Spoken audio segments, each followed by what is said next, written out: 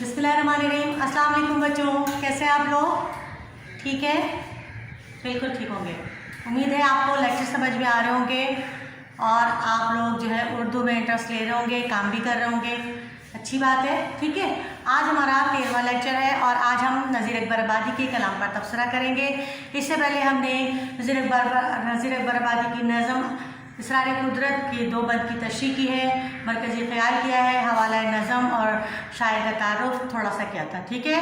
आज हम नज़ीर अकबर आबादी के कलाम पर तबसरे की 11 हेडिंग के बारे में समझेंगे, जिसे मैंने आपको कल वाले लेक्चर में बता दिया था, ठीक है। आज हम उनको थोड़ा सा मुख्तसरन हेडिंग्स को डिफ़ाइन करेंगे ताकि आप लोगों को लिखने में आसानी हो जाए, ठीक। सबसे पहले है तारुफ यानी इब्तिदाई ज़िंदगी। इब्तिदाई ज़िंदगी बच्चों क्या लिखना है? जो शायर हैं उनके बारे में आपको लिखना है कि वो कहाँ पैदा हुए, उन्होंने क्या क्या किया, किस तरह से उनकी तालीम का सिलसिला शुरू हुआ, क्या हुआ, ये सब चीज़ें आपको उनकी इब्तिदाई ज़िंदगी, अगर आपके पास इन्फॉर्मेशन है लिखने, जो भी इन्फॉर्मेशन उनकी इब्तिदाई ज़िंदगी से मुताल्लिक़ है उसमें वो लिखना है। जैसे हालात ज़िंदगी या इब्तिदाई ज़िंदगी या तारुफ, 2 है, ये 3 हेडिंग में से कोई भी आप डाल लें तो चलेगा। क्या कहा जाता है कि दिल्ली में पैदा हुए, नज़ीर अकबर आबादी दिल्ली में पैदा हुए, ठीक है। इब्तिदा से जो है उनकी ज़िंदगी बड़े शाहाना अंदाज में गुजरी, लाडो प्यार में, क्योंकि वालिदैन के जो है लाडले बच्चे थे और सीधे सादी जो है तरीक़े से जो है उनकी तरबियत हुई और जो है उन्होंने उर्दू, फ़ारसी, अरबी ज़बान पर मुकम्मल अबूर हासिल किया, सिंधी और संस्कृत ज़बान सीखी, ठीक। और जब दिल्ली के हालात ख़राब हुए तो अकबराबाद आ गए, वहाँ से उनकी शायरी में जो है एक नया मोड़ आया, अपने नाम के साथ अकबराबादी लगाने लगे इब्तिदा से और नज़ीर अकबर आबादी के नाम से मशहूर हुए, ठीक है। इन्होंने सबसे अहम बात यह है कि इनको अवामी शायर कहा जाता है और उनको अवामी शायर इसलिए कहा जाता है कि उन्होंने शायरी को इश्क़ हकीकी, इश्क़ मजाजी के अलावा भी बहुत सारे मौज़ूआत दिए, इसलिए उन्हें जो है अवामी शायर का दर्जा हासिल है, ठीक है।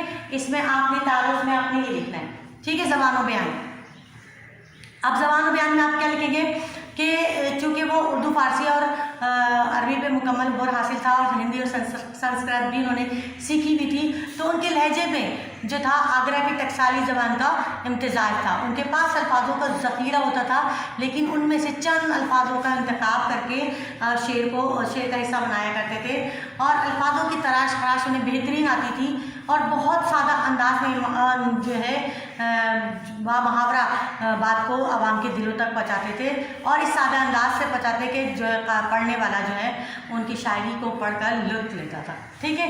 शौक़ी ज़राफ़त, ठीक है। शौक़ थे, मज़ा उनकी फितरत में शामिल था, जो है बहुत मज़ाहिया अंदाज में शायरी को पेश किया।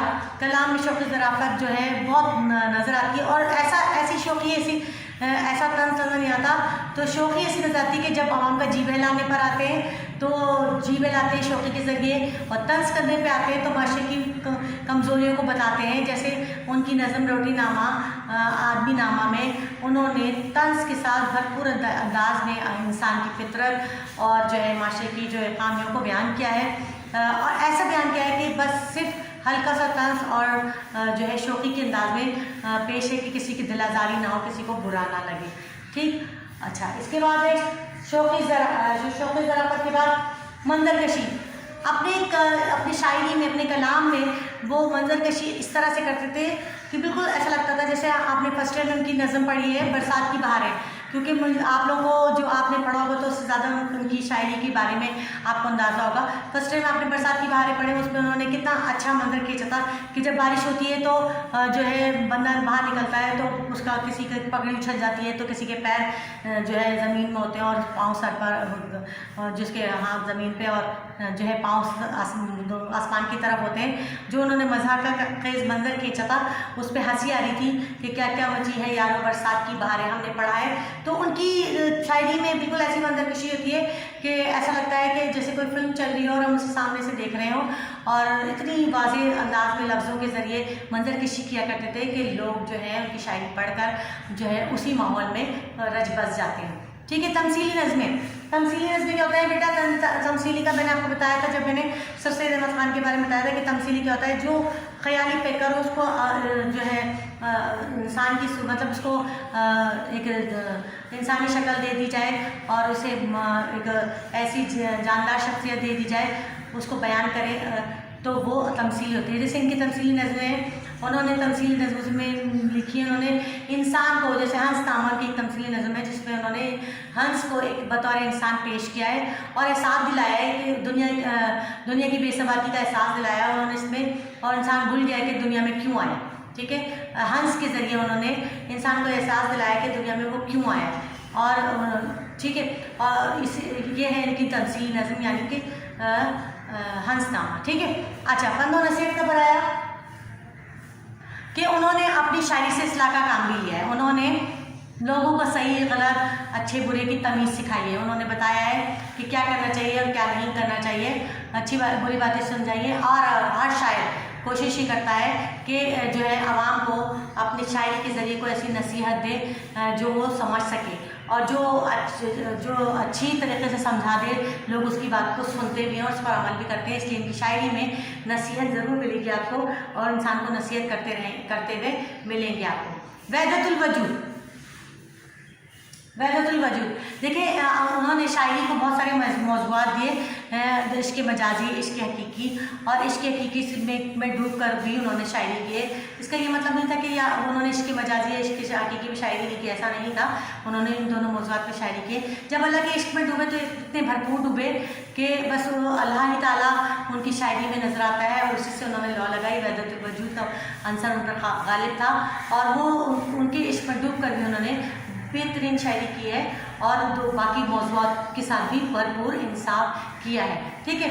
اچھا، دنیا کی بے ثباتی ان کی جو ہے شاعری میں نظر آتی ہے۔ کیوں نظر آتی ہے کہ انہوں نے جب تصوف کی راہ اپنائی تو ان کو پتہ چلا کہ دنیا جو ہے وہ ایک عارضی پناہ گاہ ہے، دنیا سے دل لگانا کوئی اچھا فعل نہیں، اور دنیا کی بے ثباتی کا پھر انہوں نے درس دیا۔ بنجارہ نامہ اس کی بہترین مثال ہے۔